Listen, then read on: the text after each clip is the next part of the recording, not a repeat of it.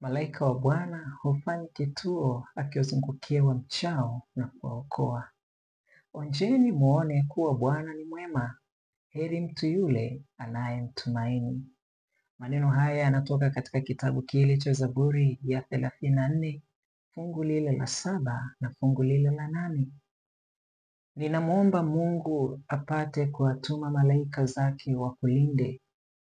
Ingawa unaweza kuwa unapitia katika nyakati za hatari, malaika wa Mungu wako pamoja nawe kukulinda. Ni matumaini yangu ya kwamba una sababu nyingi za kumshukuru Mungu kwa wema wake katika maisha yako.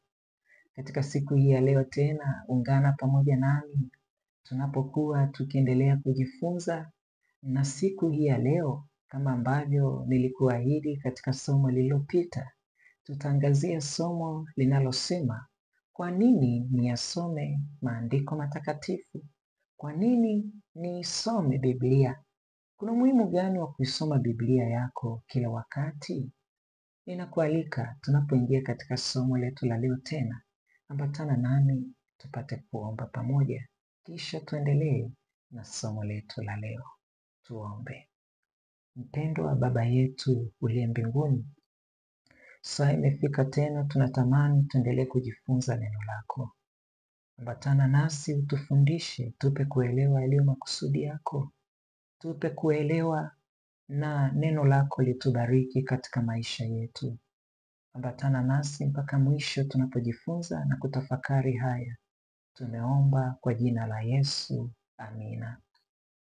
Biblia ambayo ina vitabu 66 ni Biblia ambayo iliandikwa ama imeandikwa. Ndani yake utakutana na viongozi, utakutana na matabibu, utakutana na wafalme, watu mbalimbali wa rika na hadhi tofauti tofauti za maisha, kama ambavyo maisha yetu ya leo yalivyo na aina tofauti tofauti kulingana na tulivyokuwa, tulipozaliwa na maisha kwa ujumla.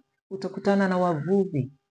Kwa muktadha mwingine, Biblia imegusa kila kipengele cha nyanja ya mwanadamu. Biblia hii ya vitabu 66 na kwa uandishi wake huo wa waandishi zaidi ya 40 iliandikwa kwa zaidi ya miaka 1500 na iliandikwa katika mabara matatu tofauti, yaani bara la Asia, bara la Afrika na bara la Ulaya. Katika mabara yote 7 ambayo yanaunda dunia hii yote, mabara matatu yaliwakilisha mabara mengine yote. Na kulingana upekee huu, inahitaji kujua ama kufahamu kanuni za msingi ambazo zinaweza kutupatia wepesi tunaposoma neno la Mungu tuweze kuelewa. Na hii ndio sababu somo hili litaendelea kutufahamisha ili tuzidi kuona umuhimu wa neno la Mungu katika maisha yetu leo. Upekee wa Biblia unaweza ukaonekana kwa sababu Biblia imebadilisha maisha ya wanadamu.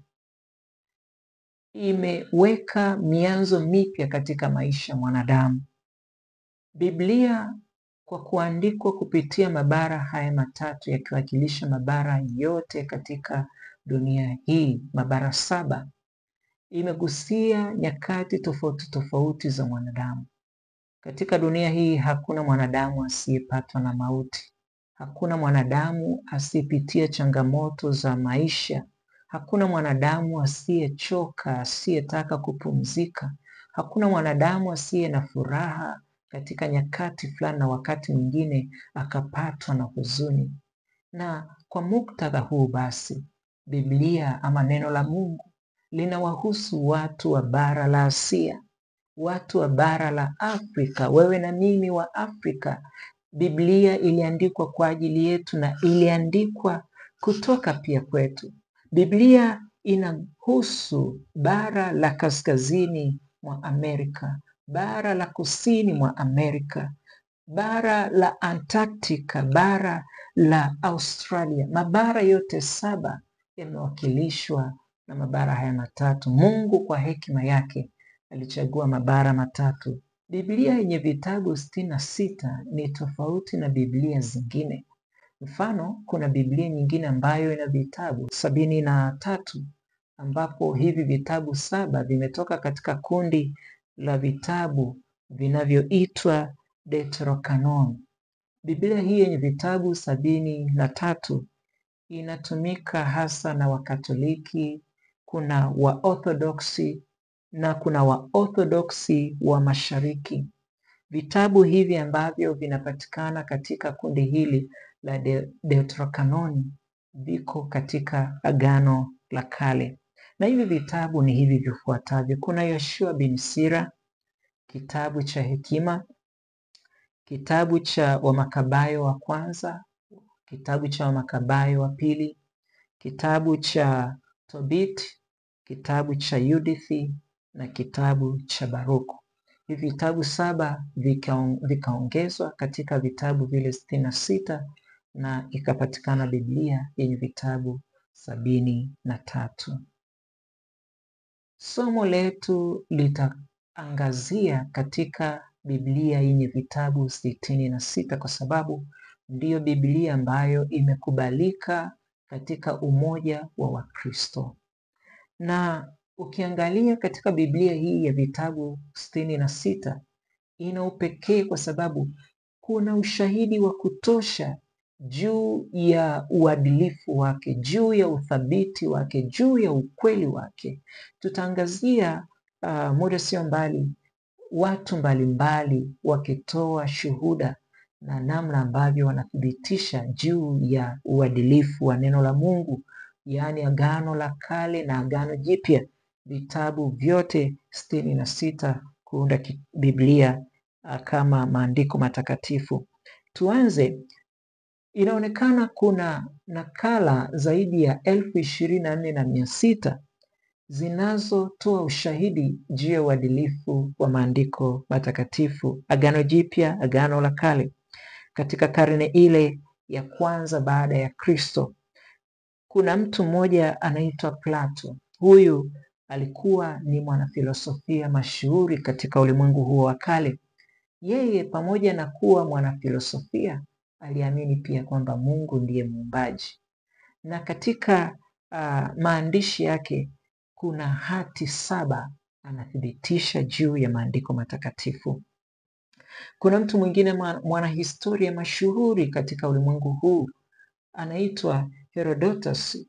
Naye pia kuna nakala 8 anazothibitisha katika uandishi wake wa historia juu ya uthabiti wa maandiko matakatifu. Sitamwacha mtu mwingine, mtaalamu wa mashairi anaitwa Homeri, yeye akiwa na nakala zaidi ya 263 zilizobaki. Hawa wote watu mashuhuri wanathibitisha katika ulimwengu huu ya kwamba neno la Mungu ni kweli, ni thabiti, na wanaonyesha kwamba ni la umuhimu katika maisha yetu. Biblia ndicho kitabu cha kwanza ambacho kimejulikana kufasiriwa ama kutafsiriwa, kitabu cha kwanza katika nchi za magharibi kuchapishwa kwenye nyumba za uchapishaji. Biblia hii ni kitabu cha kwanza kutawanywa ama kugawanywa sana katika lugha nyingi. Kinaweza kusomwa na 95% ya wakazi wa duniani leo.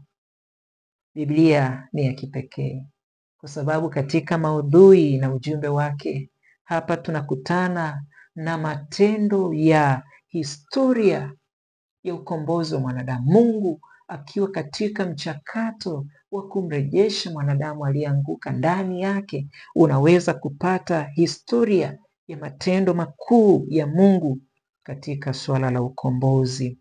Na hapa pia tunakutana na suala zima la unabii, ikituonesha mambo yatakayofuata baadaye katika mpango ama mipango ya Mungu na ufalme wake wa milele.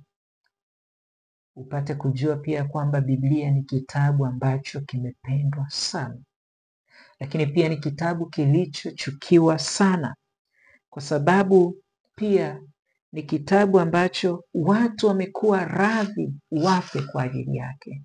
Ni kitabu ambacho kinahofiwa, ni kitabu ambacho watu pia wameua kwa ajili yake. Biblia katika historia ya mwanadamu, tunaona mwanadamu ametenda mambo makubwa. Mapinduzi yametokea kwa sababu ya Biblia. Biblia inalaumiwa kwa sababu inafichua maovu ya mwanadamu. Vita vimepiganwa kwa sababu ya Biblia.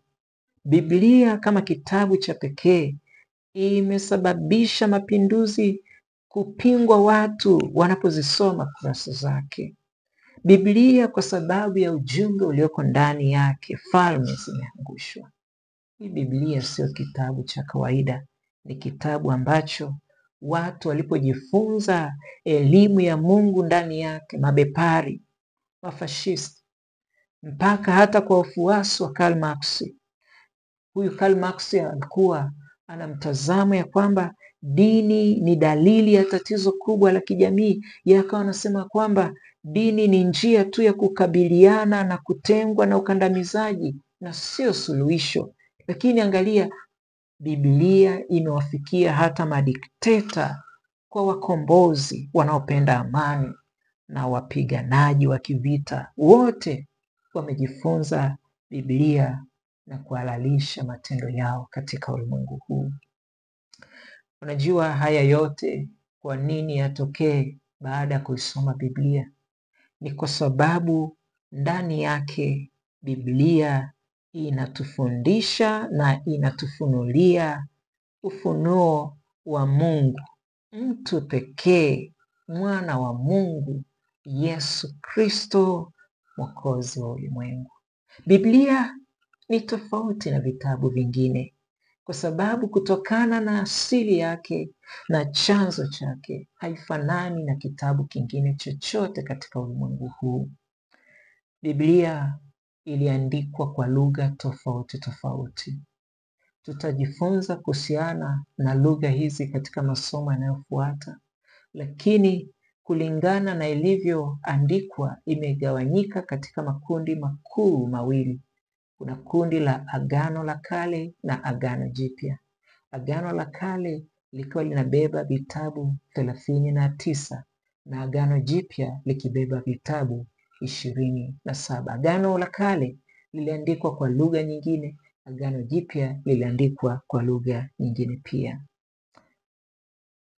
Utagundua ya kwamba Biblia kulingana na upekee wake, wako watu mashuhuri katika ulimwengu huu wanaokiri juu ya uthamani wa neno la Mungu katika maisha yao.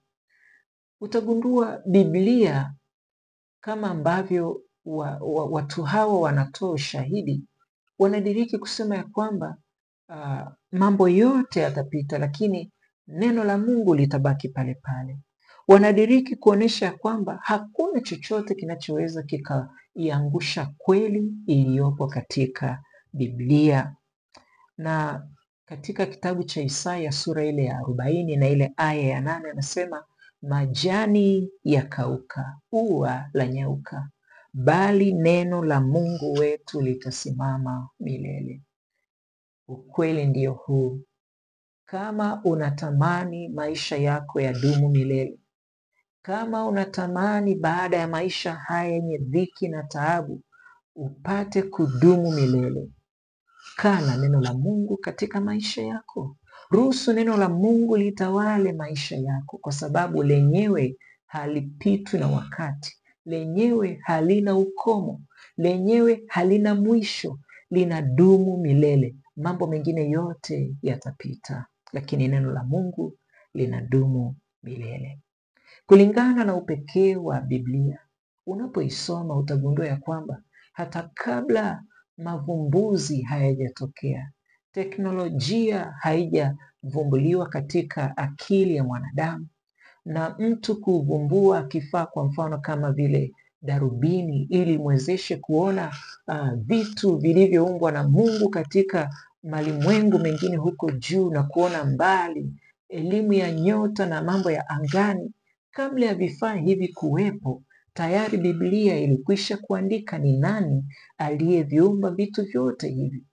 Wanadamu leo wamevumbua na wanaendelea kupata akili za kubuni vitu vingi kupitia teknolojia, ni kwa sababu tu wanakuja ili kuthibitisha kile ambacho Biblia imekiandika. Kwa mfano, unaposoma katika Waebrania sura ile ya 1 na ile aya ya 2, anasema mwisho wa siku hizi amesema na sisi katika mwana aliyemweka kuwa mrithi wa yote, tena kwa yeye aliufanya ulimwengu.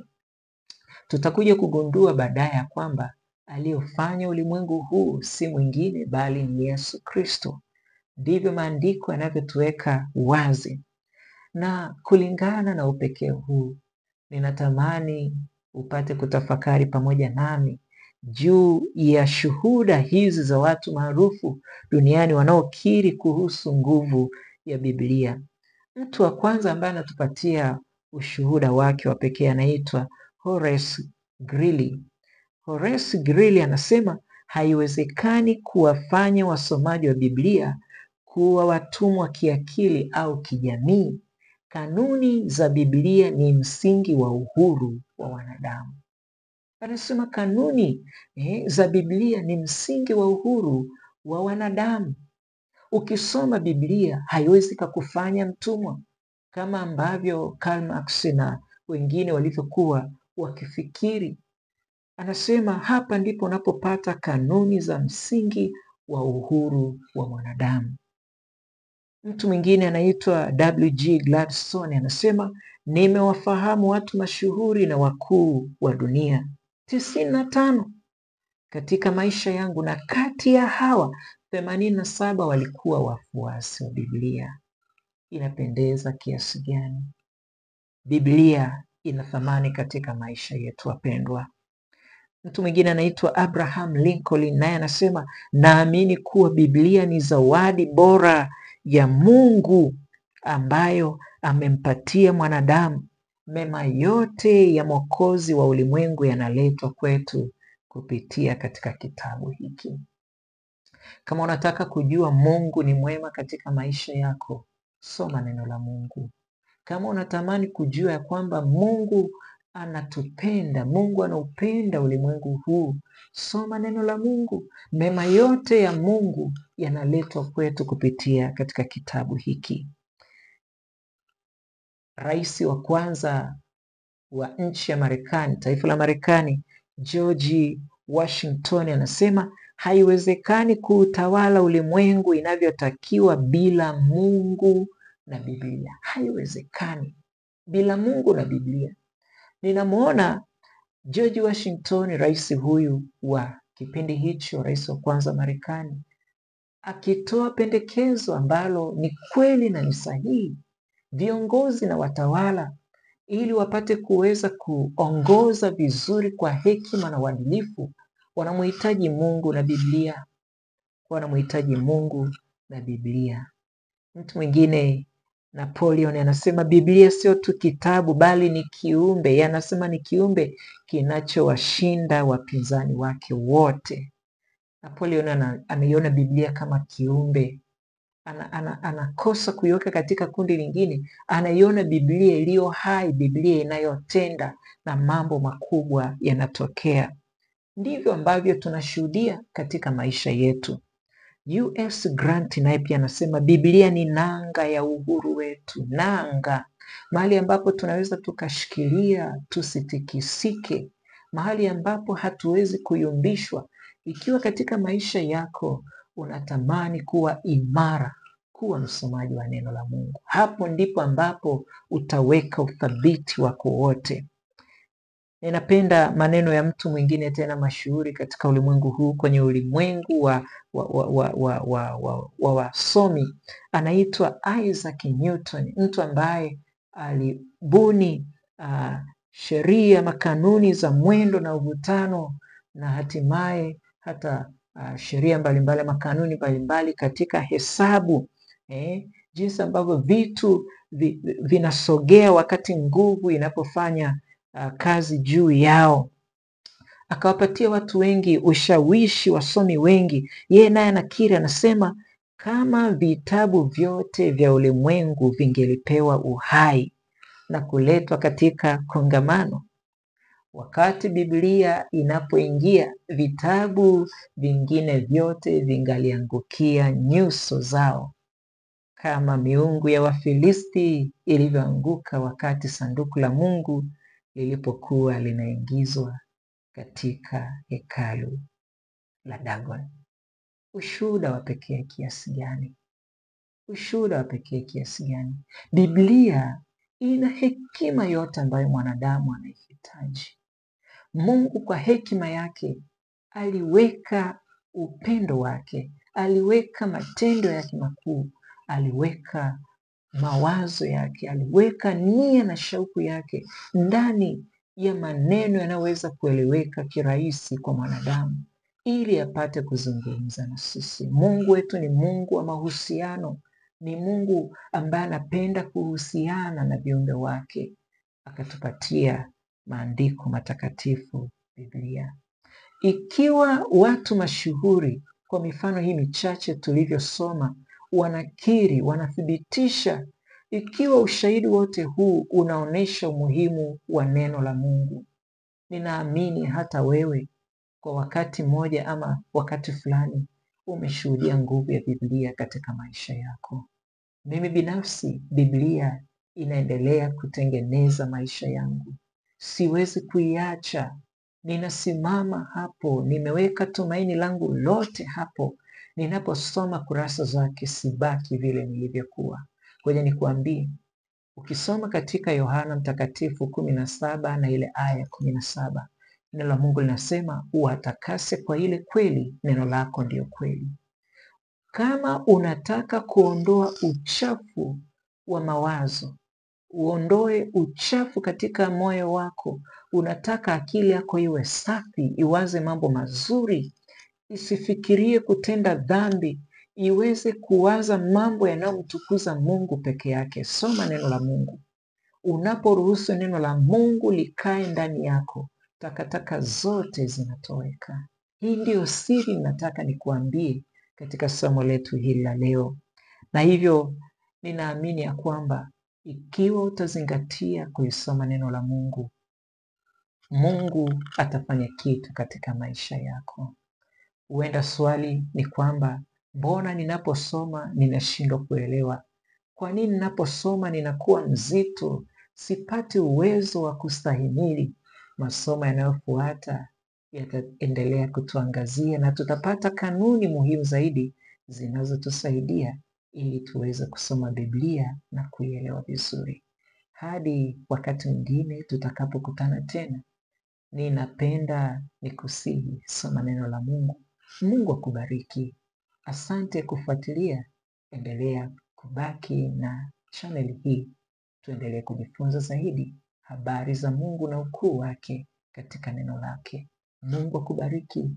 Tuonane tena wakati mwingine. Asante. Tuombe.